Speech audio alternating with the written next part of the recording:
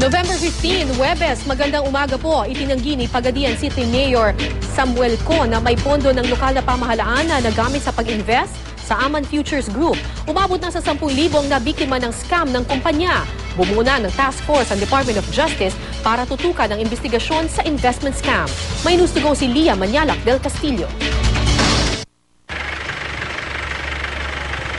Hindi lang mga pedicab driver, tindero at mga pulis ang kabilang sa mga nabiktima ng investment scam sa Pagadian, Zamboanga del Sur at mga kalapit probinsya. Pati raw mga lokal na opisyal kumagat din sa alok ng Aman Futures Group na 30 hanggang 50% ang kita sa kanilang ibibigay na puhunan. Sa ngayon, nasa 10,000 na raw ang nabiktima ng scam. NBI is doing its own investigation, confirming those reports about certain public officials also investing in the scams and using public funds. and probably using public funds.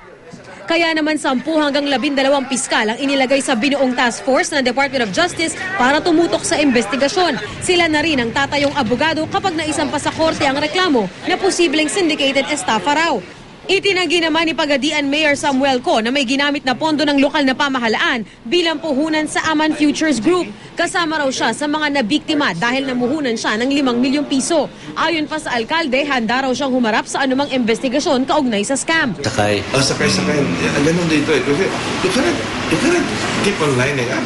There's thousands of people there. So sakay. Pati ako, sakay din ako. I didn't join because I believe it.